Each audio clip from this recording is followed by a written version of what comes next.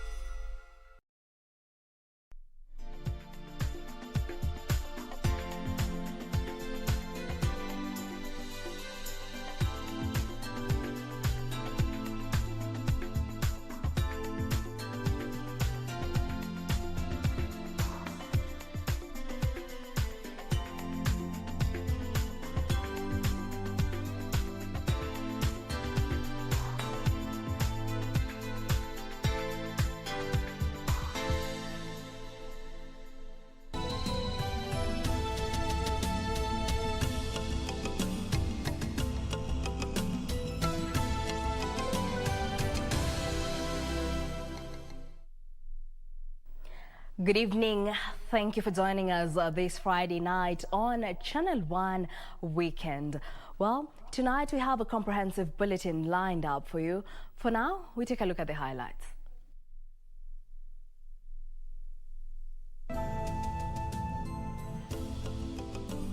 Reality in the new COVID red zone. Vihiga Referral Isolation Center full to capacity as COVID-related deaths rise. We should never decide a case on the direction of any party or any authority. Judiciary in safe hands. Chief Justice Koome commits to safeguard the independence of the courts as she is hosted by women leaders. And eulogizing an icon. Leaders pour tribute to the late Chris Kirubi as an industrious businessman and true supporter of the country's economy.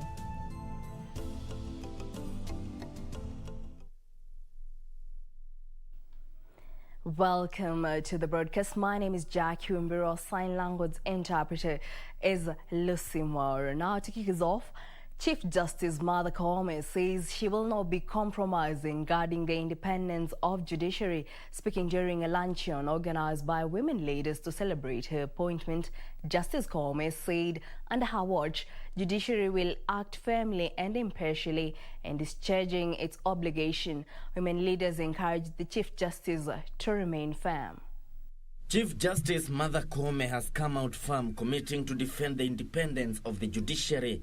Speaking during a luncheon organized by the Ministry of Gender and Women Leaders to celebrate her appointment, Koome said she will ensure the court's decision will always be guided by evidence and the law and not external and political machinations. We should never decide a case on the direction of any party or any authority. So all of us are bound by the Constitution. So nobody will ever tell a judge, a magistrate, or an adjudicator how to decide a case. The Chief Justice further committed to continuously engage both the executive and the legislature on improving service delivery at the courts. So if you see me talking to these colleagues, you know that I'm negotiating for the space of this prodigal son or daughter who has been thrown out of the government and is now coming back with a lot of needs. We have so many needs in the judiciary. Women leaders encourage the Chief Justice to remain firm as she heads the third arm of the government. I'm convinced we have that best person. You have my support, personal support. As you know, you have the support of the Supreme Court judges. We expect very high standards from you because we know how you work. We already can see the signs. We have a very hard-working judge. We have a judge who is extremely innovative, and you are going to see how she's going to do things in a different way. She's a go-getter. She's very focused. She consults widely, but makes independent, well-informed decisions. The three arms of government, now one of it, the judiciary, is headed by a female, but that's not really the main thing. The main thing is that both genders have been considered. Meanwhile, the Nairobi Metropolitan Service has given Judiciary 5 buildings in Nairobi to set up small claims courts. Chief Justice Martha Koome says the small claims courts will be strategically distributed across the city county and will deal with cases of value below 1 million shillings.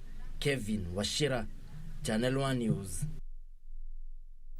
In other news, a cross-section of the Kenyan political elite has eulogized the late Chris Kirubi as an astute businessman who used his influence to bridge social, economic and political divides. The leaders commended the late Kirubi for his contribution to the economy through innovative projects and mentorship programs targeting the youth. The late businessman died at his home on Monday afternoon after a long battle with cancer. The late businessman Chris Kirubi was on Friday praised for his contribution to the country. Family, friends and former colleagues of the late business mogul shared their memories and what they will miss dearly about Chris Kirubi. But even as we grieve, let us hang on to the memories of him, the memories of Chairman, ranging from his amazing and charismatic character, infectious laughter, and astute leadership. The French business community has lost a partner with whom it successfully developed trade and joint investment. Almost every Thursday, we would troop to Karen Country Club for a game of golf. Chris was a formidable and a worthy competitor. When my grandfather was first diagnosed with cancer, I was scared. But whenever I went to visit him, he was smiling. He was always smiling. It makes me happy knowing that you're in a better place and you're not in pain. My love for you is endless, more than you would believe. In a message, President Uhuru Kenyatta described the late Kirubi as a seasoned business and innovator who contributed immensely to the economy of the country. He's immortalized through his many achievements, the many millions of lives made better by his business brilliance, the billions of shillings added to our economy through his innovative projects, and the immeasurable number of ways he brought happiness to all our lives. ODM leader Raila Odinga described the role Kirubi played in quelling the post-election violence of 2007. There was now this issue of how do we form the Grand Coalition government? How do you share the portfolios within the Grand Coalition government? There was a stalemate, almost a breakdown. And the two people who came to approach me to agree to a compromise, one of them was Chris Kirubi. Dr. John Kufuor was the chairman of the AU, and he came here to bring sanity to the warring sides of our politics. When he was here, he was permanently in company of Chris Kirubi. The late businessman initiated online authorship and physical talks in high schools and universities in Kenya, among other engagements. He would always be there to advise so that the policies and the direction you take would make sense to business and to the country and to the economy. In fact, he's what I would call a cause capitalist, a social capitalist. Would create employment opportunities for his citizens and the African continent. In fact, and we had a dinner here in the church to raise funds for that prayer meeting in Uhuru Park. And I remember when I stood to speak, the late Chris Kirubi asked me how much money we needed for the event in Uhuru Park. And when I gave him the figure, he said that he was going to pay the entire amount and that now dinner should be served. Besides his celebrated business acumen, Kirubi was praised as a great coach and business mentor. He will be laid to rest on Saturday at his farm in Thika, Kiambu County. Nancy Okware, Channel 1 News. May he rest in peace. In other news, President Uhuru Kenyatta has joined other heads of state and government at the Antalya Diplomacy Forum in Turkey. The president, who is on a two-day official visit to the Republic of Turkey at the invitation of President Recep Tayyip Erdogan, arrived at the Turkish resort city of Antalya Thursday evening. Other than President Kenyatta and other heads of state and government, the Antalya Diplomacy Forum has brought together diplomatic actors from across the world. Among them, heads of state and government, diplomats, opinion shapers, and academics to discuss and fashion solutions to identify global challenges, as well as identify opportunities for international collaboration. This particular forum comes at a very apt time, a time when every part of the world is feeling the impact of a global crisis, and a growing realization that no single party has the capacity to overcome this crisis without all of us working together. President Kenyatta is scheduled to address the meeting, which has been convened by President Recep Tayyip Erdogan and attended by over 10 visiting heads of state and government from across the world. That this is not really a time for recrimination or pointing fingers, but we really have to accept also that we have seen that the global governance system isn't actually working equitably and fairly for all global citizens. And I think it just draws us to the reality that we have a challenge, and that challenge can only be overcome if we democratize much more our global governance systems. Besides his engagements at ADF, President Kenyatta, who is accompanied by Foreign Affairs Cabinet Secretary Rachel Omamo, is scheduled to attend several other bilateral meetings and side events. It has been a vessel, it has been an instrument that has been in use dating back to many ages. Diplomacy set the balance between peace and war times all throughout history, and it has always been a preventive instrument, gaining even more significance and prominence. Timothy Kipnusu, Channel 1 News. And now on matters education. Education Cabinet Secretary Professor George Magoha has urged universities to initiate income-generating projects to enhance their financial stability. Magoha says the government will not increase its capitation to the institutions due to the economic shortfalls brought about by the COVID-19 pandemic. The Education CS has, in the meantime, called for patience among lecturers, saying the move by the Salaries and Remuneration Commission to freeze pay hikes was informed by the current economic situation. The government has moved to justify the moratorium on salary review for civil servants and state officers for the next 2 years. Speaking in Nakuru County, Education Cabinet Secretary Professor George Magoha called for calm, saying the move by SRC is for the best of the Kenyan economy. So when government is proposing that perhaps we should think of withholding increments for 2 years, don't go to war with government. It will not result in anything. Because you fight a war that will end with something.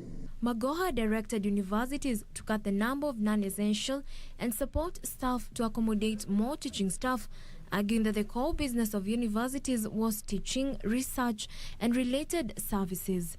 They have spent money to train them to write proposals in agriculture, which is actually agriculture and veterinary, which is what is happening here. So that you go and compete for the money outside there. The CS spoke at the Egerton University during the institution's 43rd graduation ceremony, where 2,185 students were awarded diplomas, degrees and doctorates in various fields. For Channel 1 News, I'm Jacqueline Masharia. And now in the political arena, the Jubilee Party was Friday wooing the people of Kamba to back its candidate in the July by-election. The campaign was backed by a catalogue of promises as the party vowed to ensure the legacy of the late area Member of Parliament Paul Koinange is fulfilled. Transport Cabinet Secretary James Masharia led a high-powered government delegation to try and move voters in Kiambaa constituency to back the Jubilee candidate. Na sasa tukienda huko na huko tuna kitu tunaita encyclopedia ya miradi ya maendeleo yetu kule Kera. Na hapa Kiambu sasa tuko hapa kuangalia ile miradi ambayo tulisema tutafanya. Speaking during the launch of Kihara Karura Road, the leaders led by Area Governor James Nyoro, Senator Kimani Wamatangi and Kiambu Town Member of Parliament Jude Jomo said the Jubilee candidate was the most suitable candidate to fit into the shoes of the late Area Member of Parliament Paul Koinange. The leaders said the construction of Kihara Karura Road will be a great benefit to area residents to access city market. Na hii barabara itaisha, si ile maneno mliambiwa ati msichagua nini ati itaenda, itakaa hapa tu, lakini na nyinyi lazima mchague Kaleli Jama, si ndio?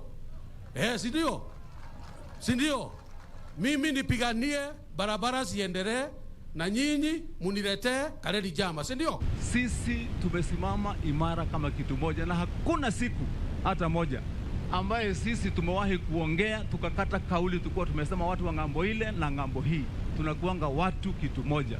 Na ule mtu anagojea ati sisi tutaanguka hii mtihani ndio abahatike ameng'oa. Tutakaa pamoja katika chama ya Jubilee.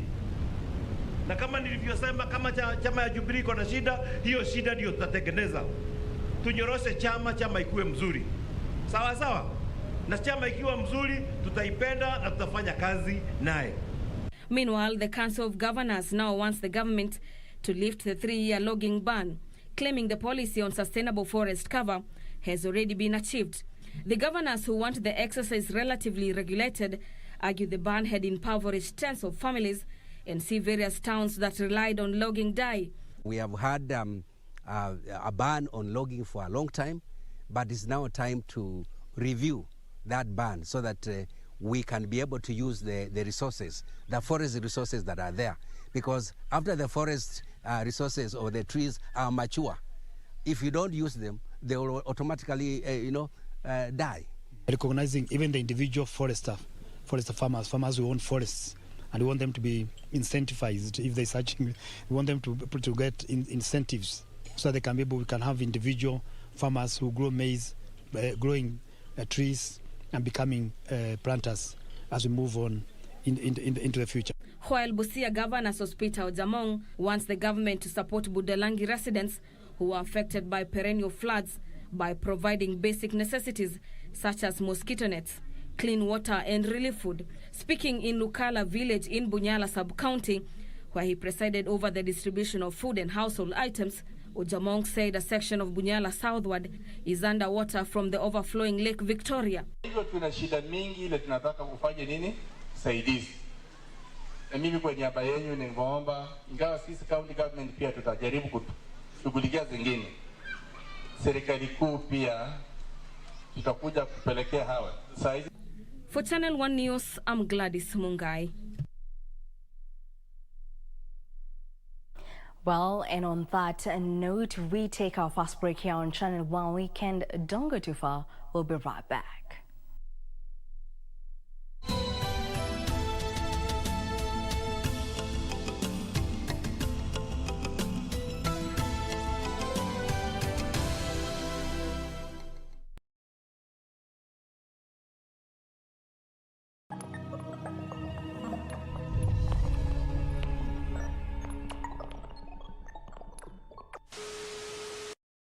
In 5, 4, 3, 2, 1, 10. It is a great pleasure to be back on KBC Channel 1.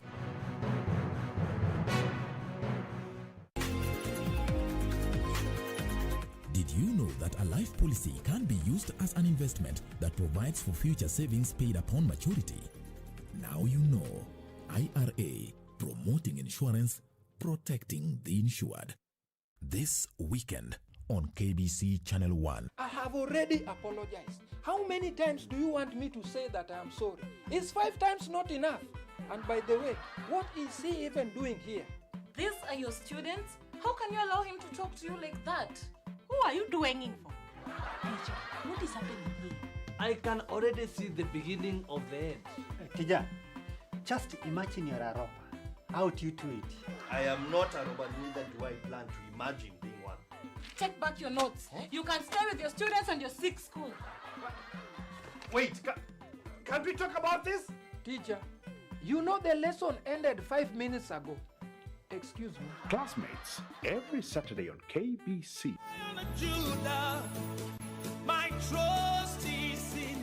Jumapili hii kwenye runinga ya KBC, ungana naye Askofu Michael Wanderi wa kanisa la Christian Foundation Fellowship Kiambu kuanzia saa 1 hadi saa 2 asubuhi. Ningetaka nikwambie, our Jehovah God, because the Bible says he is the same yesterday, today and forevermore. He is able to take you to a place of abundance. He is able to take you to Rehoboth in the name of Jesus Christ. Kipindi ni neno la neema, ukiletewa naye Askofu Michael Wanderi wa kanisa la Christian Foundation Fellowship Kiambu. Usikose. My trust is in you. Wende tuingie huko.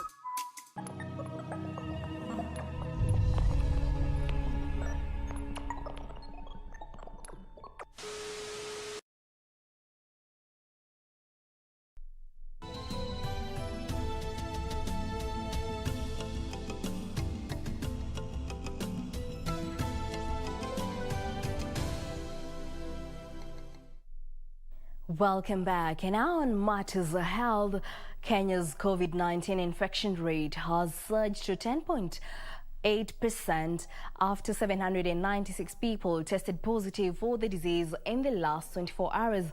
The Ministry of Health says 3 more people have succumbed to the disease, bringing the country's death toll to 3,437. The country's total coronavirus cases rose to 178,078 following the confirmation of 796 more positive cases on Friday.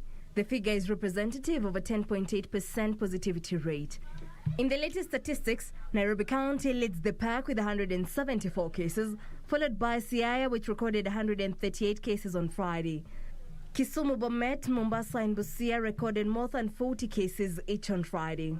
The Ministry of Health says 3 more deaths were recorded Friday, taking the cumulative number of COVID-19 related deaths to 3,437. 328 patients have recovered from the disease, both from hospital and home care. Another 1,097 patients are still admitted to hospital, out of whom 89 are in the intensive care unit. A total of 4,842 patients are being monitored at home under the home care isolation program. To date, a total of 1,174,071 people have been vaccinated against COVID-19 in the country. Vihiga County health facilities are now overwhelmed and the county referral isolation center is full to capacity. I wish to appeal also. Due to COVID-19 related complications in Vihiga County. Speaking during the official commissioning of a health facility and launch of an ambulance that will serve the area, County Chief Executive Officer in charge of health, Noah Mboku, said the referral isolation center is now full to capacity. Vihiga County is among 13 counties the government has declared as COVID-19 hotspots. Vihiga County health facilities are now overwhelmed and the county referral isolation center is full to capacity. I wish to appeal also to your attention that we take care of ourselves, our families and our friends regarding the new normal that is COVID-19. It is still ravaging our country, it is still ravaging our county. For those who have been doubting its presence, now you have seen it. In Kisumu, it is killing people who are near us. Let us keep this deadly virus at bay. Reports from the county health department indicate that 8 people are dying weekly due to COVID-19 related cases.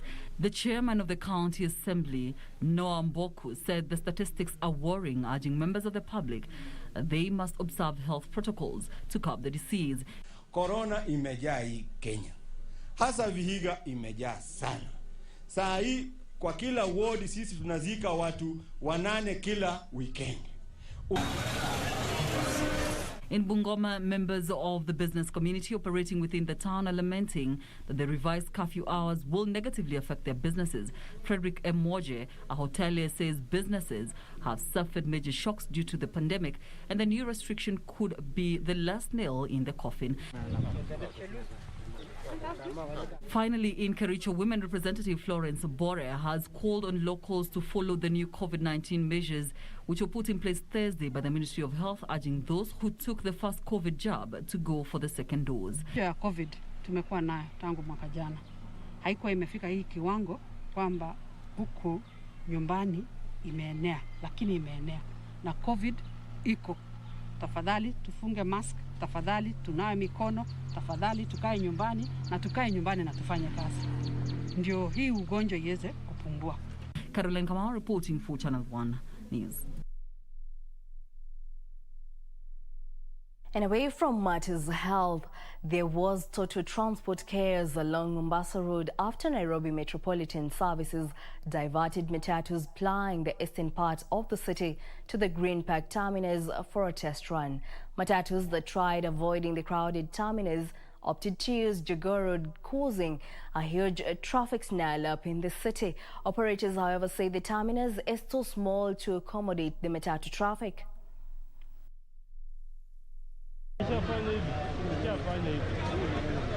At the Green Park terminal in Nairobi, matatus line up and wait to be directed into their various pickup stations for passengers to board as they head to their different destinations.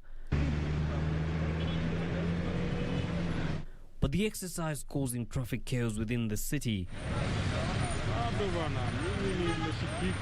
heavy traffic that extended far beyond the area of the test run. Ile gari ilikuwa inaenda skodi kama 5, 6, saizi tuko skodi ya 3 ya pili kwa sababu ya jamu kubwa sana Mombasa Road na hizi zingine pia barabara hizi zingine. So kazi ni ngumu, hatujazoea hii kitu. Afadhali turudishwe mahali tunakuanga juu hata jamu inashikanga jioni siku masaa kama hii. Sasa hivi kwa skodi ya 3 kushwali na magari ni ya wenyewe, tutapata kazi gani? Tutapata mshahara tutatoa wapi shwali? Mtu anakulipisa kama mtu kama Rongai ama Kisii ama Cybersecurity anafanya wapi 100. Hii 100 tunapata wapi na vile Kenya kumekaa saa hii? Sasa hii itakulazimisha mwananchi wa kawaida akupe hiyo 100 ama 150 because I know jioni itakuwa na 200 ama 300.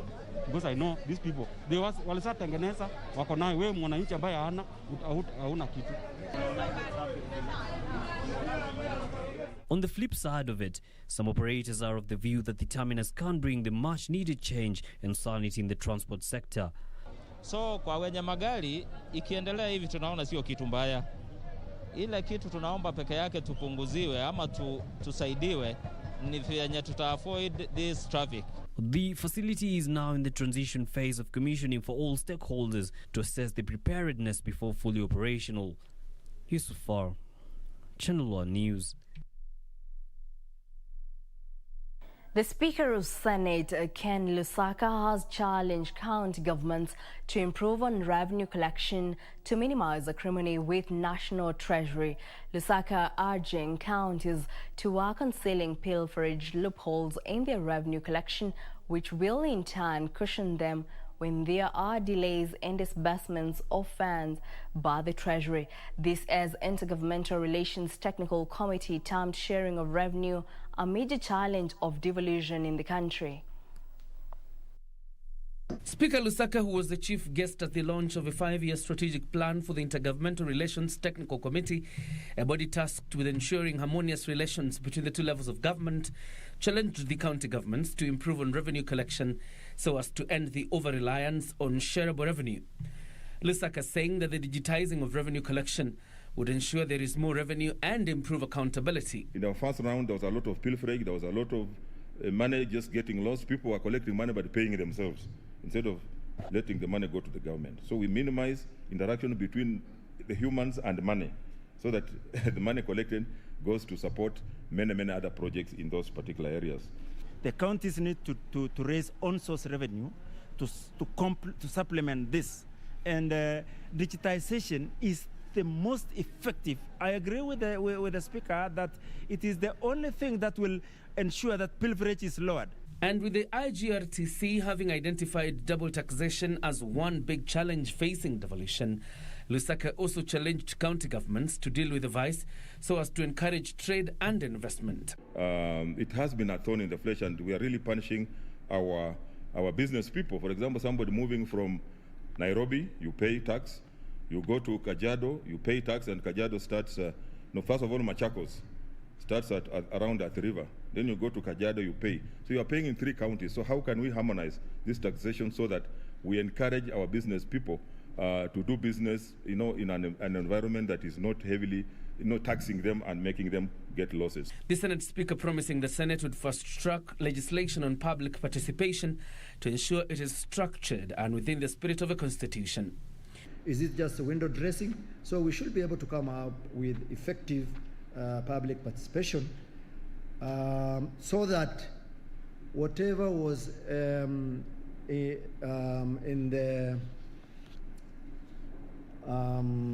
the opening, what do you call it, of the Constitution, the preamble, whatever was in the preamble in terms of people empowerment is actually realized. Public participation is not collecting your supporters or your those who cheer you, goons. You pay them listening allowance and say now the public participation has taken place. That is not public participation. IGTRC, in its mandate, has successfully resolved over 30 disputes between counties and the national government and also among counties. During this particular period, devolution has been at its peak, at its best. We had national government consulted so extensively with the counties that we had 6 special summits during the COVID time.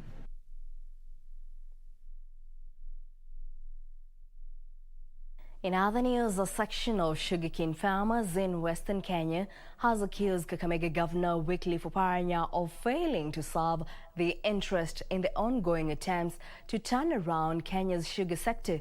The farmers say Oparanya may have been compromised by some forces hell-bent on profiling from the resuscitation of the Mumias Sugar Company. The farmers are demanding an audit of the process and that of the company's equipment and machinery before any lease is undertaken. The row over the lease of Mumias Sugar Company continues, with a section of farmers now reading mischief in the conduct of Kakamega Governor Wycliffe Oparanya. The farmers have criticized the governor over his support for the receiver manager at the Mumias Sugar Company, whom they accuse of abusing their rights. While condemning a recent advert published in 2 daily newspapers, the farmers accuse the governor of being bedfellows with some investors. Na sisi tunataka kuambia Governor Oparanya atoke kwa magazeti kwenda kulipa advert ya shilingi 1,300 kwenda mbele kila siku kwa magazeti, na ile hali hakuna mkulima ama wakulima wachache sana wanasoma hayo magazeti. Oparanya akuje kwa ground aongee na wananchi na wakulima wa miwa, kwa sababu sisi kama wakulima wa miwa tunashangaa Governor bado anafikiria sisi tuko na pesa ya kununua magazeti kila siku. Last week, senators drawn from the Western Kenya region demanded that the receiver manager publicly advertise the bidding of the lease of the sugar company. Sote tunakubaliana kwa umoja ya kwamba yafaa Mumias iweze kuwa revived. Lakini jinsi ya kurevive ndio wasiwasi yetu. Kwa hivyo sisi tunashinikiza tu ya kwamba serikali kuje wazi, huyu mrasimu aje wazi, atupatie status report ya Mumias Sugar jinsi ilivyo. Farmers want an audit of the company inventory to ascertain the status of all machinery before the receiver manager can start the process of leasing out the factory. Na kuna lori ambayo ilishikwa kama imebeba vyuma kutoka Mumias Sugar Factory. Tuko hapa na evidence, hizi ni documents ambazo zilipatikana siku hiyo. Pili, tuko na OB number yenye ilipatikana, hiyo lori ilishikwa. Kwa hivyo sisi hatuongei kwa sababu tunataka kuongea. Kama stakeholders, kama wakaazi, tunasihi tu vitengo vya serikali viweze kuja hapa tufanye public audit, tuone mashine haya yako sawa au hayako sawa. Reporting for Channel 1 News, I'm Safin Aching Ouma.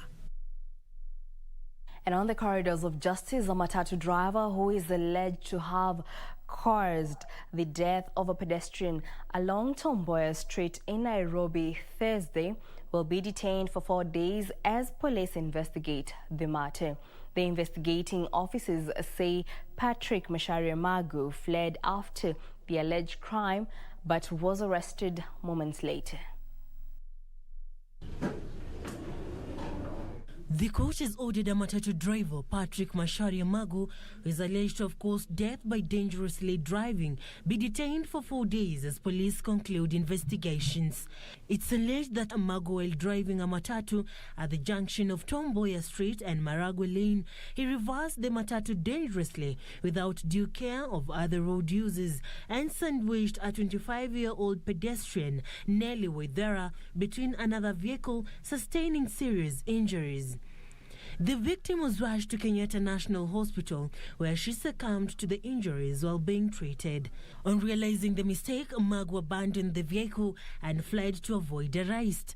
He was later arrested along University Way and taken to Central Police Station. The case will continue after 4 days. For Channel 1 News, I'm Serafina Robi. In other news, Mandera Governor Ali Roba has warned locals against engaging in business deals with people they suspect as terrorists. Roba says economically arming such elements makes it hard for the government to deal with them. Roba's remarks comes days after criminals believed to be Al-Shabaab attacked Banissa, killing more than 10 people. More of these in the County News Roundup. Speaking during a peace meeting, Area Governor Ali Roba revealed that a number of residents have been having business deals with terrorists, including selling them foodstuffs and in turn giving them a lifeline to carry out attacks.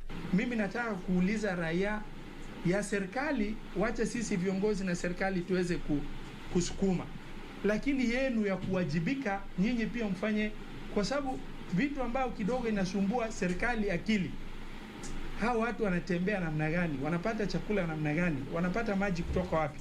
Meanwhile, inaccurate or misleading information on sexual and reproductive health have been blamed on the increased cases of teenage pregnancies. This is according to a Nakuru-based lobby group that is now calling for the introduction of comprehensive sexuality education in the country. Youth is a transition stage and young people need to be informed. If they're not informed by their parents, teachers, or their peers who have been trained, they're going to get this knowledge elsewhere, and that's when we'll see rise in the number of teenage pregnancies and self-abortions.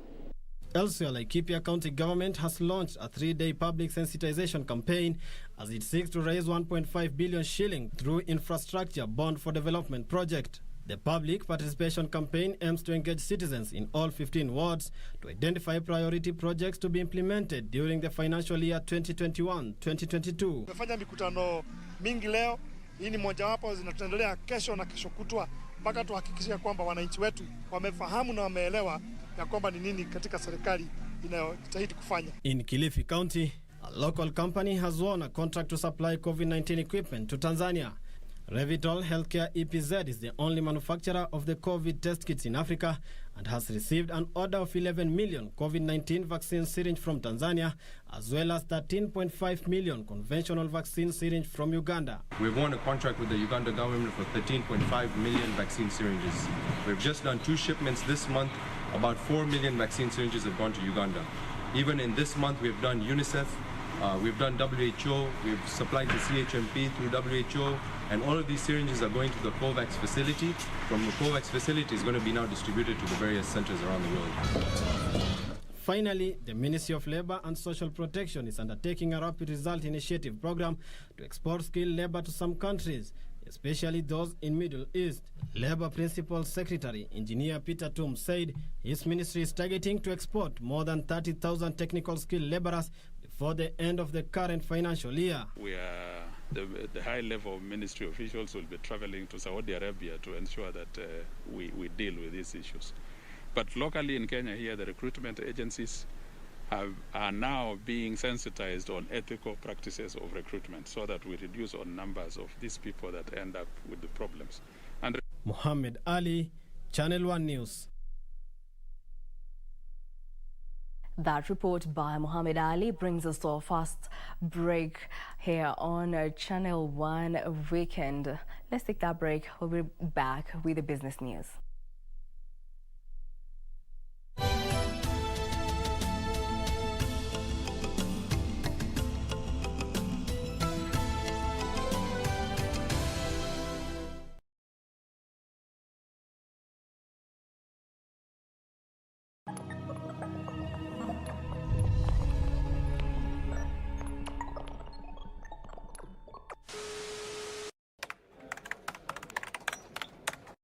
My number one instrument is the guitar.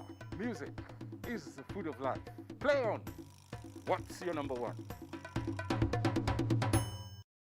Malaria ni ugonjwa hatari sana unaoua watu wengi hapa Kenya. Japo kuko na corona, hatari ya malaria bado iko. Mtoto huyu alikuwa na joto jingi, kutetemeka, kuumwa na viungo na uchovu. Alikimbizwa hospitali ya umma ambako sheria za COVID-19 huzingatiwa na ni salama kwa shughuli ya upimaji. Vipimo vilionyesha kuwa ana malaria na papo hapo daktari akampa dawa za malaria na kumshauri azimalize, na ili kujikinga wawe wakilala ndani ya neti iliyotibiwa. Malaria husambazwa na mbu. Walio hatarini ni watoto wa chini ya miaka 5 na akina mama wajawazito. Kupimwa na kutibiwa ni bure katika hospitali zote za umma.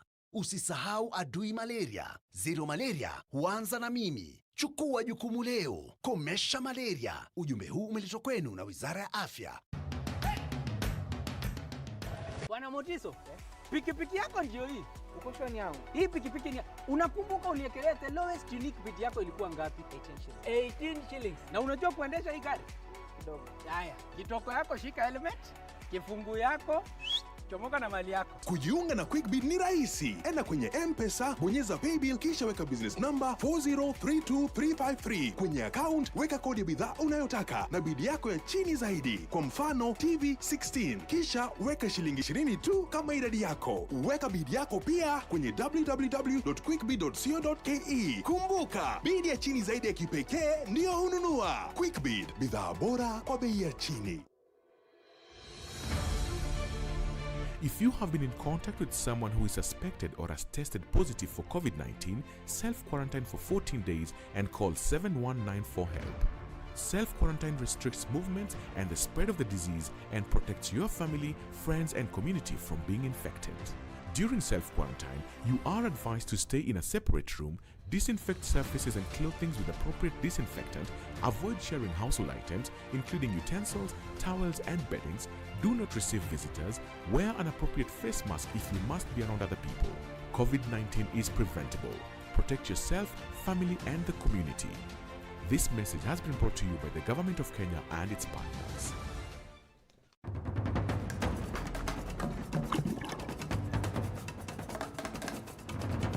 I hope you're ready for climbing trees. This is Wildlife Warriors.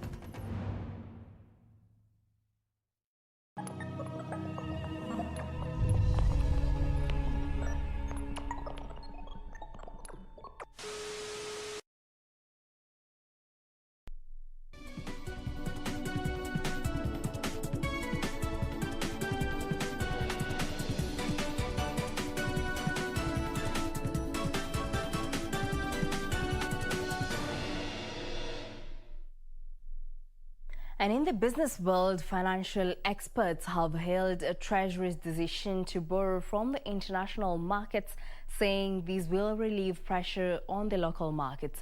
Public policy expert Stephen Mokesi says the National Treasury should turn to foreign markets for debts, though on manageable interest rates. National Treasury that Kenya, through a sovereign bond, has raised $1 billion on the international market has been welcomed by many analysts who argue that this should be the way for the National Treasury instead of crowding the domestic market. When you also look at the question of Eurobonds, you need to test out the market.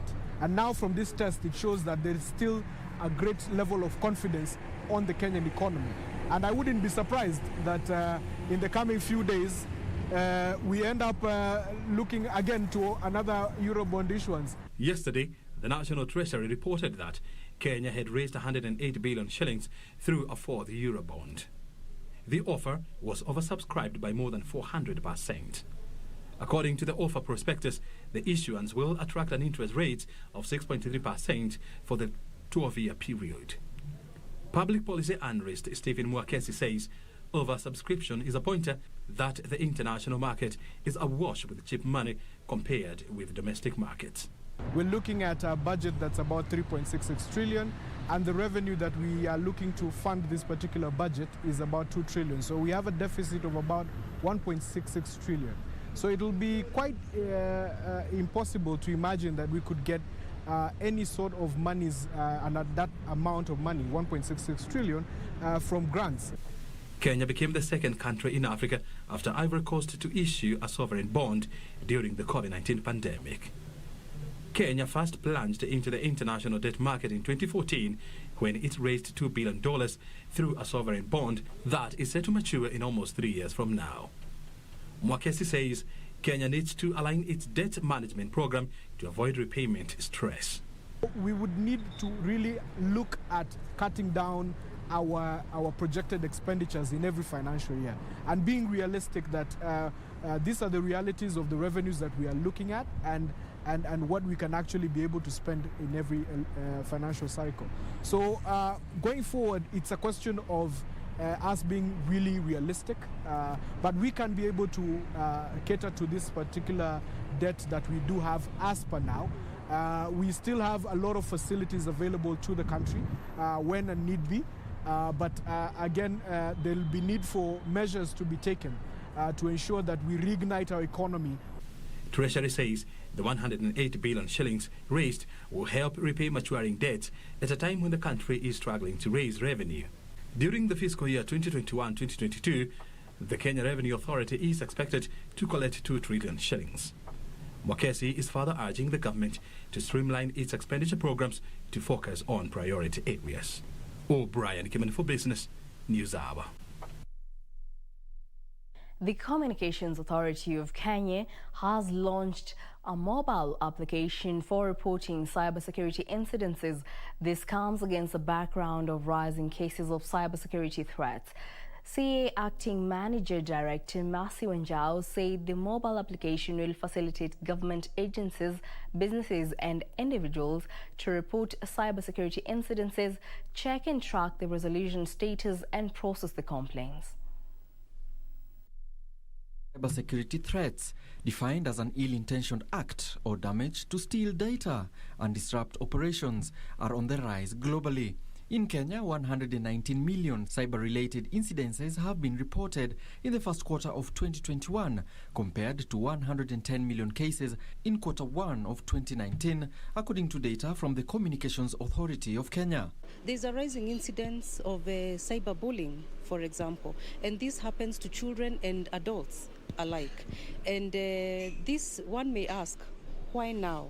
But this is a demonstration that people are accessing the online platform and consuming heavily from it. To deal with the vice, CA has developed a mobile-based application where the public can report cases of cybersecurity. You have seen something bad on the net, perhaps it's cyberbullying. You want to report it, but you don't know anywhere else to report it. But now with this mobile app, it's so easy. You can actually even take snapshots of whatever you have seen, save it on the phone, immediately go to the app, report it, and also attach those snapshots, and we will be able to reach out to the National KSAT immediately, and then we will be able to serve you back by exactly identifying the issue. So presently we had reporting platforms online on the websites, writing of letters and walk-in, and this is an enhancement that will now allow reporting right from your phone. The app that was launched today will complement the existing web-based reporting solutions available on the CA's website. The app, dubbed KE Cert, will be available for download on iPhone and Android operating platforms.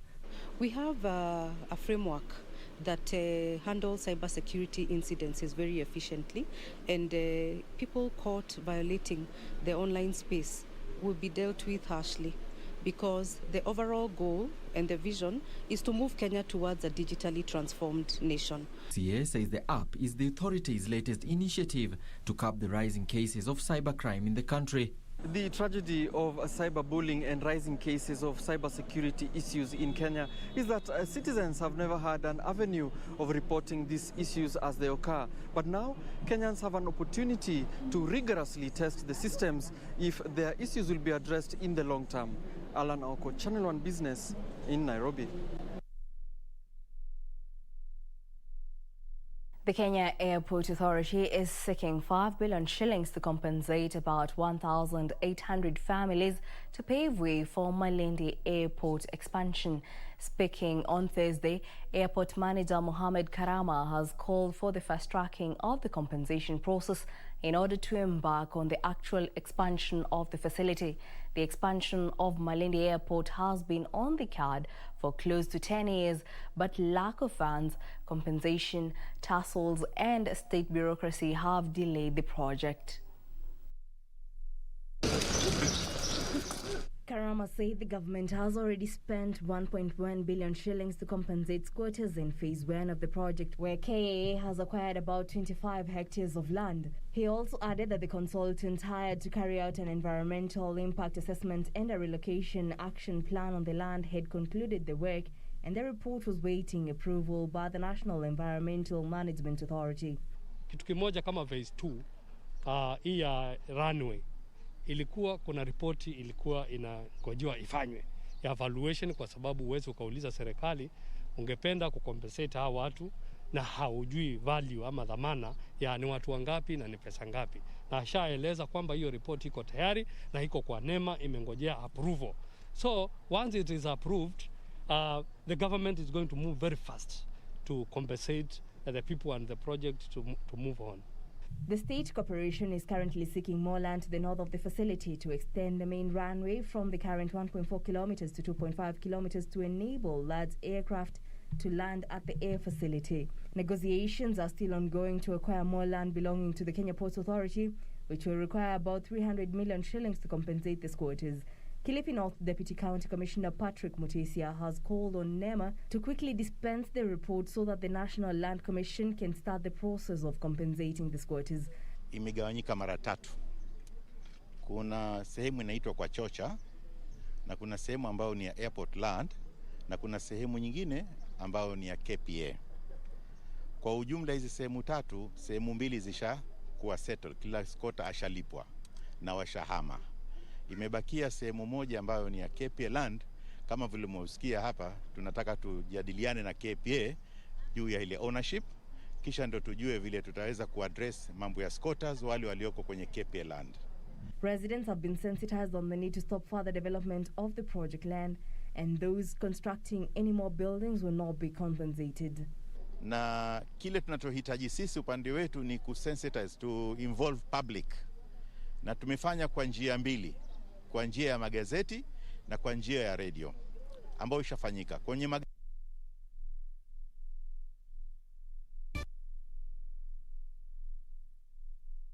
Literally having an eye for beauty has transformed 22-year-old Brian Kamira's life. Yes, you heard right. Kamira has an eye for beautiful beds that fetch him up to 30,000 shillings in a single sale at his Kamira Beds farm on the outskirts of Nakuru town. We take you through Kamira's farm of beautiful beds. The second-year student at the Dairy Training Institute in Naivasha, Brian Kamira, specifically keeps silk bantam chicken, Polish bantam chicken, Bajagrigas and guinea fowls. Kamira also rears various species of geese, parrots, ducks, pigeons and turkeys. Niko na aina 10 za bata. Bata ya kwanza ambayo niko nayo ni Muscovy duck, ile bata ambayo ni kawaida na kila mtu. Na hiyo sana sana naitumia kuwekea ile mayai ile bata ingine. After ile bata ingine imetaga, Muscovy duck kazi yake ni kulalia. Na nimewafuga majike peke yao, sijaweka ndume yote. After hapo niko na Welsh duck, niko na Cayuga duck, niko na Black Swedish, niko na Blue Swedish, niko na Peking duck, niko na Mallard duck. The breeder sells a mature turkey that weighs averagely 7 kilograms at 8,000 shillings per bird. Sana sana kama ni hawa bata, mai moja huwa shilingi 250. Lakini hao wengine wale wa kawaida, wale bata wa kawaida mai yao ni shilingi 50. Na hawa kuku ambao si wa kawaida, mai yao ni shilingi 300, kuna ambao mai yao ni shilingi 500. Na vifaranga wa mwezi moja tunauza shilingi 1500 kwa hawa kuku ambao si wa kawaida. Na kwa hawa bata ambao si wa kawaida, vifaranga wao wale wadogo tunauza 1000. 1 day to 1 week old Polish bantam chicken retail at 1,000, while 3 to 4 month old bantam chicks fetch up to 2,500. Watu kutoka Mombasa, Nairobi, na sana sana ambao kitu ambao kinawafanya wakujia bata ni kwa sababu ya kutengeneza mazingira yao, ya kufanya mazingira yao yakuwe at least tabasamu. The bantam breed has unusual characteristics that make them popular ornamental birds, such as feathers that feel like fur, black skin, blue earlobes and 5 toes on each foot, whereas most chicken have 4. Kamira says he comfortably pays for his fees and upkeep at the Dairy Institute, where he's pursuing a diploma in dairy technology. Sana sana changamoto ambayo inanikumba sana sana ni magonjwa. Initially, Kamira started the enterprise by rearing pigeons before diversifying into other ornamental species after sourcing for parent stock from Mombasa, Tanzania, Zanzibar and Wakiso district in Uganda. Regina Manyara reporting for Channel 1 Business.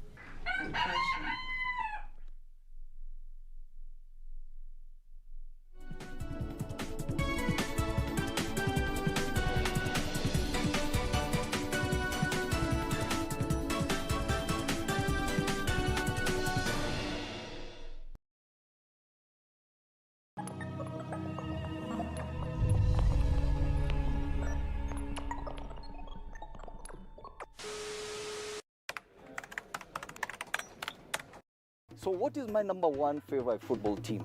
Ingwe. My number one meal? Engoho Nendevusuma. What is your number one?